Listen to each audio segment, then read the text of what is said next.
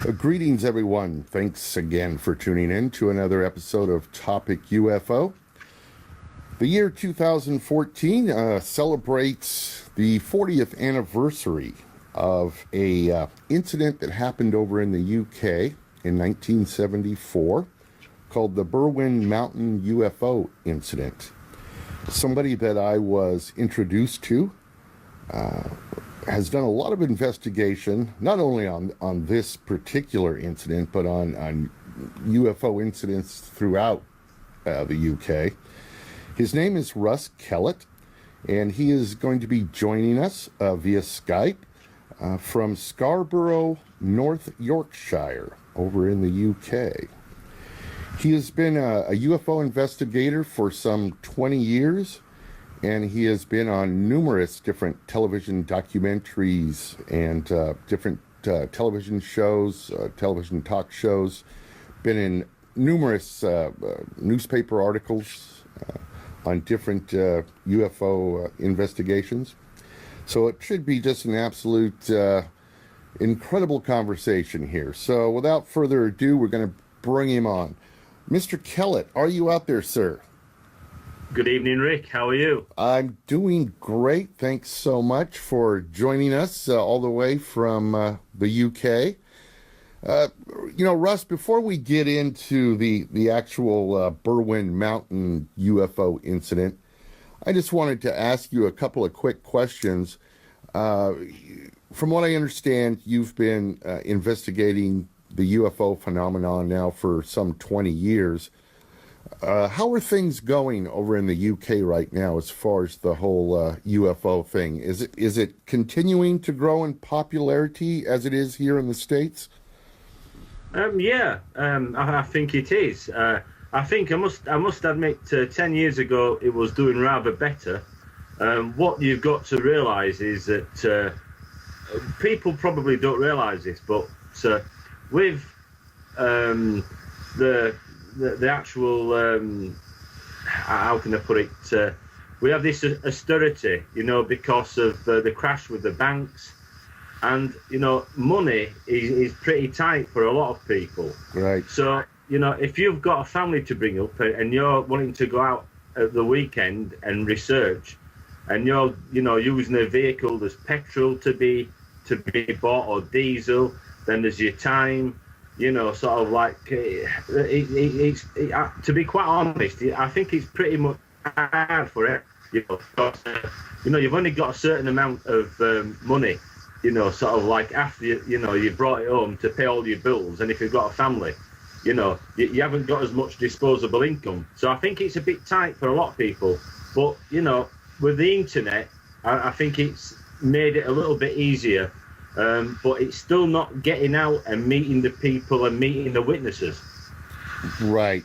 Understood. And of course, we're going through the same type of economic pressures over here in the States as well. So I completely understand where you're coming from. The only people that I should imagine that it doesn't affect are the paid boys and girls that are paid by the government, if you know what I mean, to research. I hear you. Okay. So what got you started in the study of ufology, and how long has it actually been? 20 some years now? Oh, well, I was interested when I was 15 years old. I went to my first meeting with a school friend. But to be quite honest, it wasn't for me. After the meeting had finished, it was all people wearing suits and selling, the memberships and what have you. And it was something that a schoolboy, really, it was not in my financial grasp. So, and I was made to feel like a schoolboy, sort of like asking too many questions. So, when I left school, I got into motorbikes and what have you. And that was my life, being a biker. And then something very strange happened. And that was, I was having missing episodes on my motorbike. and my friend who was riding pillion passenger on a couple of occasions, basically had said that we'd gone home one way, and I remember riding home a different way, which is pretty much impossible when I'm riding the chopper, if you see what I'm saying. Yes. And it got to the point where we was falling out a little bit, because he thought I was taking the rise out of him. And I'm saying, look, this is the way I went, and that's all there is to it. And why would I be joking about something? And like I say, it did actually cause problems and cause an argument a few times. And then remembering something that happened whilst I was sat at traffic lights, and the traffic lights had been changing apparently, 3 or 4 times. And I'm sat at the traffic lights at green, and I'm supposed to be going. And I was just having this very strange thing happen where I was remembering something that had happened when we'd been together on my bike. And it didn't make any sense, And what it was, basically, was I remember being in a circular room with a checkerboard floor, and with these people, around me, And, like wearing gear like knights, if you see what I mean. And how old were you? How old were you when this happened? I think I would have been about 25. I should imagine I'd have been about 25 when that happened. Wow. I'd have been about 25. So, and then again, another set of traffic lights. Somebody asked if I was all right.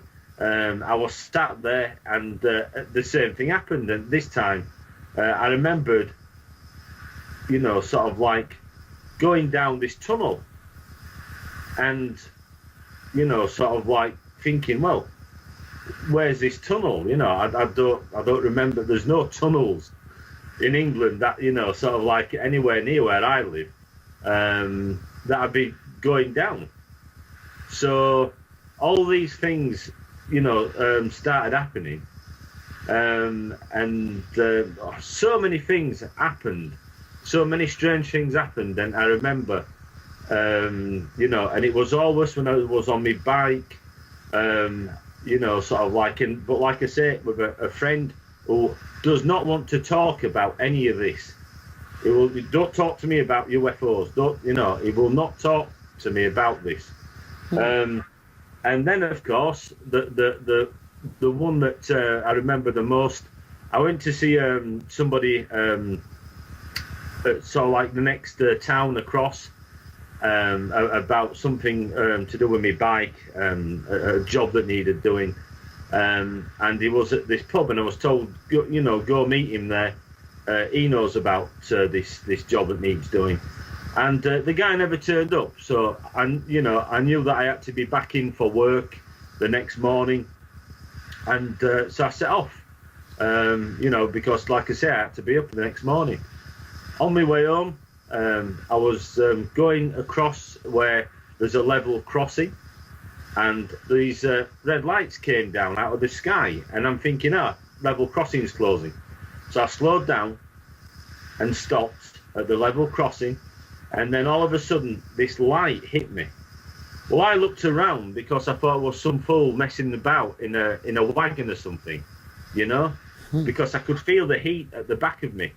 And I'm thinking, wow, that must be the headlights of somebody's truck, And so I turned round, because I was not amused, but there was nothing behind me. So I looked at the sides, and nobody at the side of me there.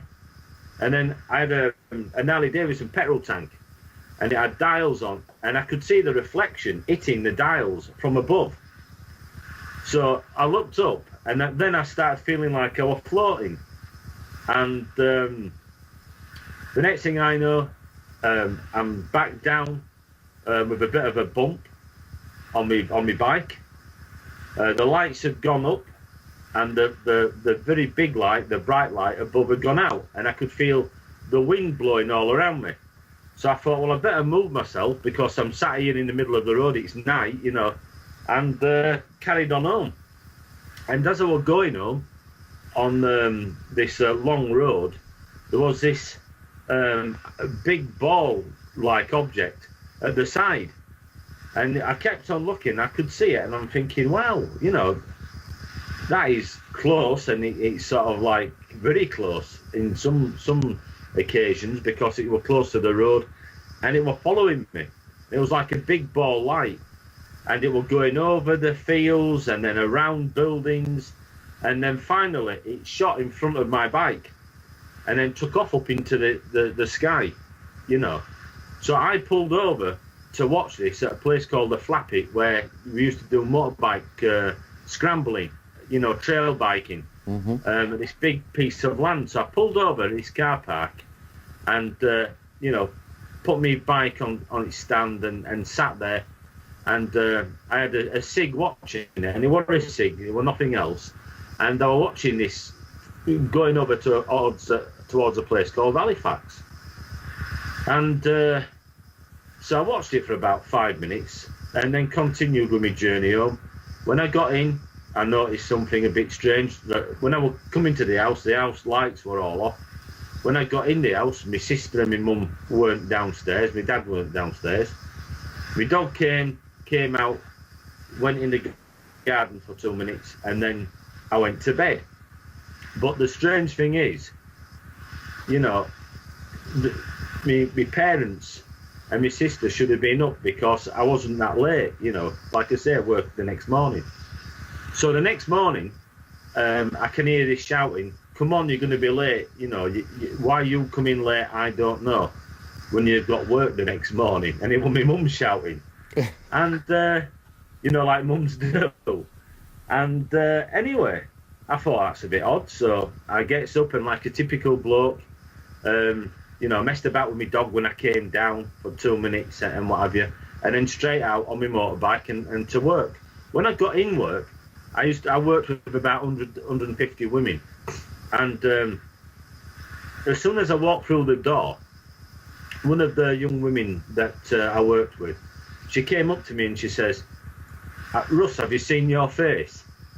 And I says to her, "Have you seen your face?" And she says, "No, be serious now." She says, she says, "I didn't know you were like that." And I said, "Like what?" She says, one of these that goes to and has sunbeds, goes to these places where you go sit under a sunbed and lay under a sunbed and what have you. And I said, "I don't." And she goes, you do." And she says, "Not only do you," she says, "but she says, you must have had it turned up pretty high. Go look at your face in mirror." I said, "What are you talking about?" She said, "Look at your face in your mirror." So I went into my little office, what I had, and there was a mirror that were behind the door. And when I looked, all my face is, where I had an half-face helmet, and the area that was open, right, to the elements, it is now, if you have a look at, I have burns still on my face. And all my face was like sunburn, and back of my hands and my neck. Wow. And, so I just couldn't understand it. When I got home, after, tea time and what have you, my parents and my sister were home. I walked through the door, took my helmet off, and they just sort of like stood looking at each other. "What have you been doing?" And I said, "How do you mean?" "It was like this when I came in last night. It must have been." And then after that, though, I did start getting really ill. Like as if I had flu. Like flu-like symptoms. Yeah. So, Russ, you've been involved in from what I understand, a lot of different UFO investigations. But the one that sticks out today, simply because of its 40th anniversary, is this Berwyn Mountain UFO incident. That's right, yeah. And so this incident started off as some lights in the sky, along with a earthquake of about, 3.5, 3.8 magnitude that that seemed to have happened at the same time. And then, yeah, that's right. Yeah, I think it was 3.4 magnitude. It was epicenter was Bala, and near the lake, and but the thing is, for miles around, we're talking about this is in North Wales, in England, you know, places like Cheshire, Manchester, even going further down, you know, sort of like there was, you know, Derbyshire, you know, further up Derbyshire, and then sort of like going towards Birmingham. There was people that were seeing and, you know, experiencing lights, right? Yeah. mm-hmm. But like I said, the earthquake as well, you know, put together, there was quite a lot happening, you know, sort of like that was around 8:38 when the actual earthquake happened.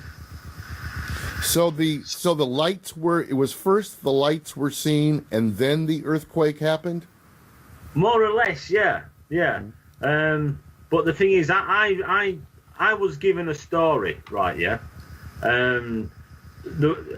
After that, there was supposed to have been lights seen on the Berwyn Mountains, right? Yeah.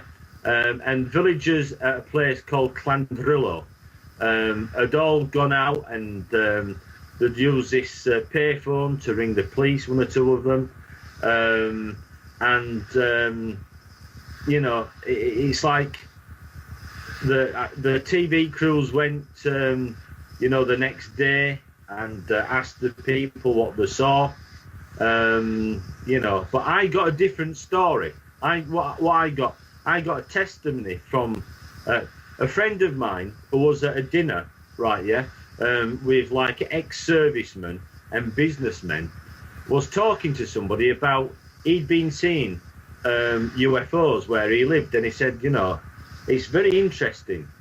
And a chap said to him, well, I know something a little bit different about UFOs. And he said, well, what do you mean? And he told him a real story.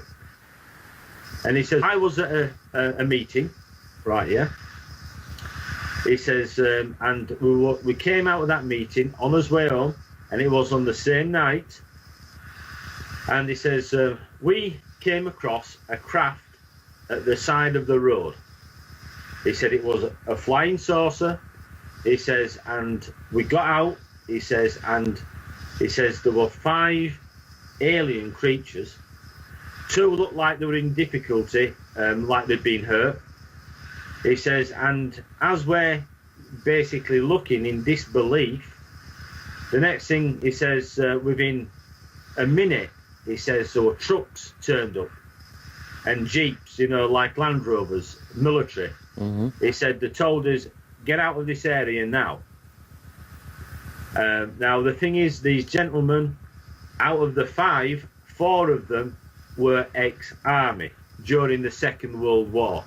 They'd seen action, yeah, so they wasn't really pleased when they was just told, you know, like, to get out of there. Gotcha. Because some of them had rank, and pretty high rank as well, from what I can make out.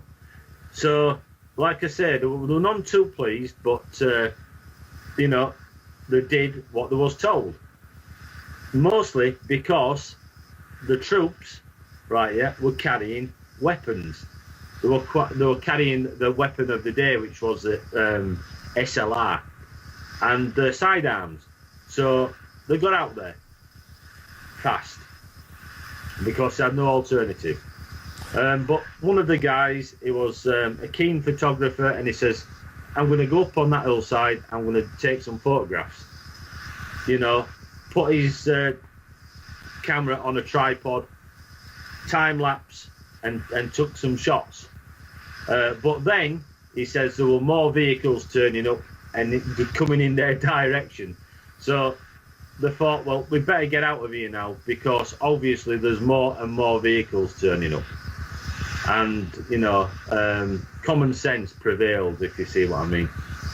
So the story is that, you know, there's a craft here at the side of the road, right, yeah? And as they were getting ready and moving away, there were troops got in, right, yeah? Got into the flying saucer. And there were other troops seemed to manhandle it and shove it because it was hovering. It was still sort of like hovering. And they shoved it up onto a flatbed truck.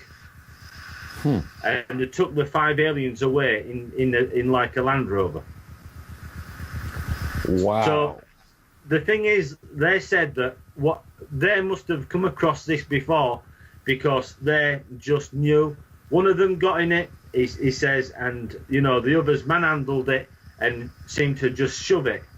And he says, how would you know? They just come and did it as if it were like clockwork, as if they'd done it before. How would you know how to do it if you hadn't done it before? So now I understand though that there were also some like quote unquote men in black type of activity that happened around this area of the Berwyn Mountain incident after the actual incident happened. Is that correct? Well, right. Well, let me tell you what happened next. Right. Yeah. I was given this information. Right. Yeah. And I was given. Right. Yeah. And this is the original map. This is the original map, right, yeah, of what happened on the night. Right, yeah? Wow. And I was told, as you can see, I've had to stick it all together now with sellotape because it's that old. Now, what I was told was that you've got all the information here, what happened, and their testimony, right, yeah? And I had to look and had to find out. They said, you're a researcher, research. So I started writing letters off. Well, what I wanted to know was, in the letter, what they give us, they were talking about what had happened. They'd already looked themselves. And what they said was, this started off in the Irish Sea, right, yeah? And it started off by a battleship and minesweepers sweeping the Irish Sea, right, yeah? And what must have happened was that they must have hit something in the sea and it brought it out, right, yeah? Now, when I wrote off, I got a letter back. I wrote off to quite a number of different places, but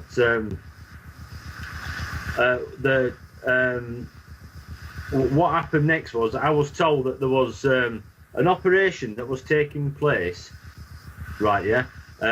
This came from the Coast Guards because I wrote to the Coast Guards, and they sent me exactly what happened that night, right, yeah?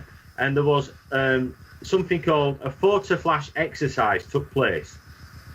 Now, a photo flash exercise drops bombs, photo flash bombs, from the aircraft, and when it explodes, right, yeah, it lights up the area below, you know, for ground troops. Yeah, kind of like the old military flare story. Oh, hell yeah, but this stuff, when this stuff comes down, it'll burn through concrete, it'll burn through people, metal, you know, phosphorus. Gotcha. And so, I mean, it's people that use this in the RAF don't like using this photo flash, these bombs. Or I should say they didn't then anyway, because they're very volatile, right, yeah? So this took place at the same time from where we was told that things were happening in the Irish Sea all the way down from Liverpool to North Wales and the Irish Sea. So why would they be using those? Now, what we found out is, yes, it does light up the ground, but when you use these over the sea, if there's anything under the sea, like submarines, they just light up. Only for a few seconds, but if you're flying above, you can give coordinates to the battleships and the minesweepers and tell them where to drop the next mine, the mines, right? Yeah. Right. So it looks like what happened was that they were called in to do this first, and it looks like, from all accounts, that they brought something out of the sea. Then what we found out, because I sent off for a load more documentation, and we found out that that fighters had actually chased after them, and it looks like they'd actually hit the flying saucer and brought it down. But was given another piece of metal as well, which is from an actual engine, a Pegasus engine, which is from what do you call it? I think what they call an Harrier. The Harrier jet, Harrier jump jet. Okay.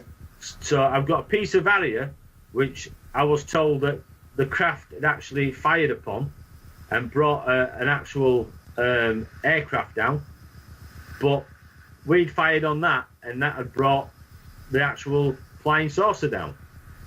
But apparently there was actually 3 craft that night that got brought down. Some people say that one of them was the one on the Berwyn Mountains that was fully destroyed. Then there's the one that the 5 men saw at the side of the road, which is just in the Berwyn Mountains range, right? Yeah. And then I was told by somebody else that they'd seen the flying saucer going to Lake Bala. It had been chased by a jet, and what it did was it let the jet fly. It slowed down and let the jet fighter go past it. Yeah. And then it went into the lake. It dug down into the lake. So, right, yeah. So Russ, what you're saying is that this whole Berwyn Mountain incident could have actually been multiple UFOs, not just. Oh yeah, it was definitely multiple. Yeah. Oh, okay. Okay. There's no shadow of a doubt that it was multiple. I did not know that. I thought this was just one. So what does the earthquake have to do with all of this? Was the earthquake something that the UK government pushed as a potential explanation for the lights? Because I know that they say that earthquakes can produce lights, right? Yeah. So they use that as an excuse, basically. Well, they tried to, but it hasn't worked. Because okay, gotcha. Because there was multiple detonations that night. I see. Right, yeah. And an ex-soldier turned around and says, "There's something out there causing explosions." Right, yeah. Now, there is a theory. Now, I'm not 100% with this theory whatsoever. I'm just looking at the craft being brought out of the sea and fired upon, and them firing upon, our jets, and one being destroyed, one being brought down, crash landed, and the other one escaping. He went into Bala Lake. But there is a school of thought that says that there was, right, for instance, this has just come out through my investigations, right, yeah? And that is that the day before all this went on, right, yeah, they were taking photographs of the whole area where all this happened. Right? Right. And then the day after, they was taking photographs. This is like the cameras, from one of the RAF bases. Now, why would they been doing that? Why was there was a photo flash exercise taking place that night? And I have actually got a recording from a soldier who said that they'd been there sometime before. One of the other soldiers says a week before, right? Yeah, and some time after. So we know that the military had actually turned up before all this had happened. Why would you turn up before this happened? Doesn't make any sense, does it? Well, I don't know, Unless Russ. you know something's going to happen. Well, yeah, I mean, that you could come to that conclusion, for sure. It's the only conclusion that you could come to. You know, unless, of course, there were fortune tellers and they could tell, you know, something what was going to happen before. Exactly. You know, Russ, so go ahead. Yeah. Go ahead. So the thing is, so that was another strange thing. You know, so it's like the chap that was talking to me, you know, he said we wasn't there. What we was doing, I can't say what we was doing, but it had nothing to do with aliens, right? Yeah. Mm-hmm. But something that came to me through looking at all this, which is a worry, and that is that if it wasn't to do with aliens originally, you can be certain of one thing, and that is that there is the alien link now. But the case that the military were there was explosions. This guy was talking about strange things. This soldier was talking about strange things, and I couldn't really understand. But let's put it this way: there's an alternative thought that there's an underground base somewhere that has been taken over by whatever, and they were trying to take it back. I don't know which is the most worrying, that we're dealing with aliens coming out of the sea, or that we've got troops that are there, you know, sort of like trying to take back an underground base. From who? Very strange, Russ. Very, very strange stuff. Well, listen, Russ, unfortunately, we've come to the end of our time here for this episode. But I wanted to ask you, if people wanted to know more about you or the Berwyn Mountain Incident or the work that you do, is there any websites that they could visit to learn more about that? Of course, yeah. We've got the British UFO Hunters.com. Okay.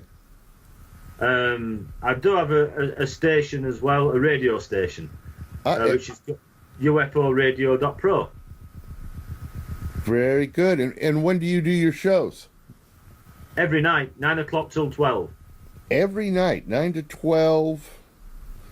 That's That's Greenwich Mean Time. Greenwich Mean Time.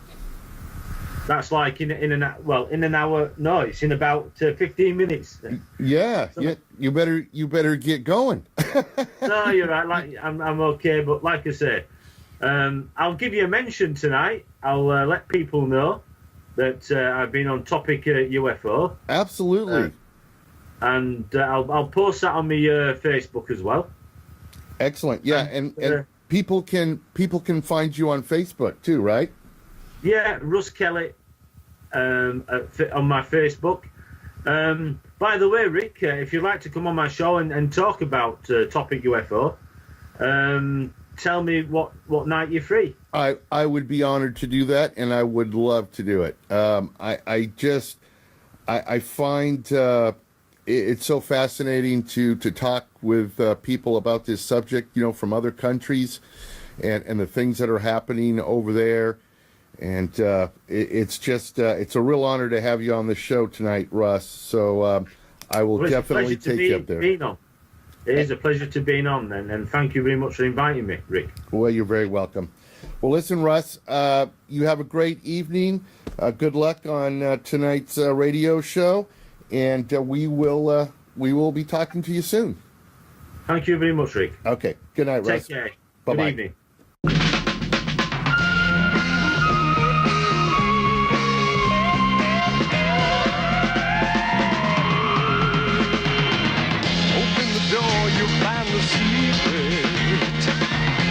The answer is to keep it. You'll believe it when you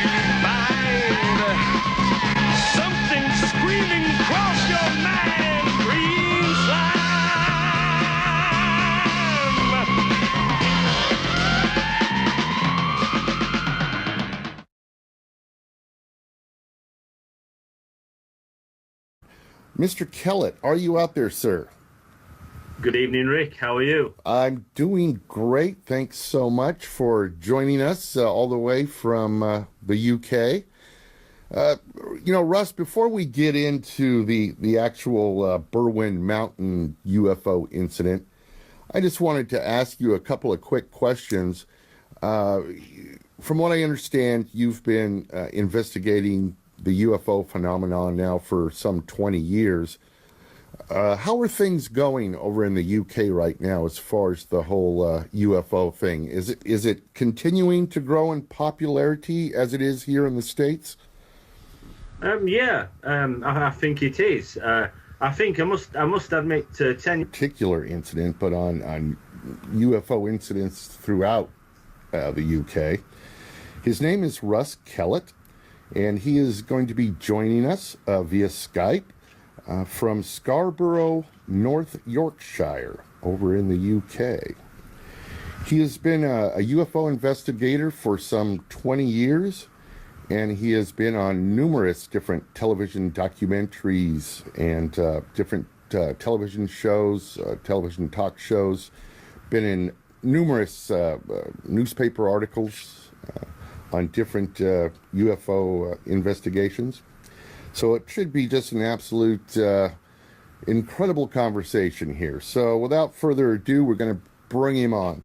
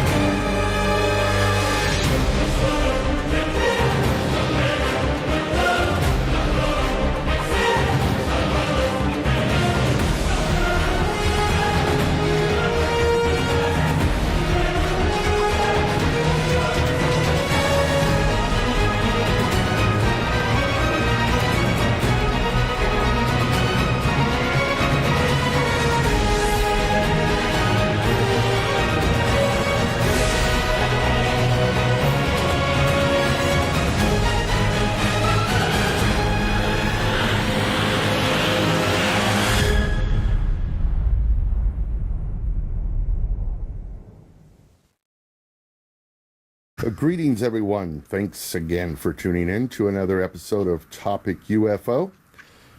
The year 2014 celebrates the 40th anniversary of a incident that happened over in the UK in 1974 called the Berwyn Mountain UFO Incident. Somebody that I was introduced to has done a lot of investigation, not only on this. Years ago, it was doing rather better. What you've got to realise is that people probably don't realise this, but with the actual how can I put it?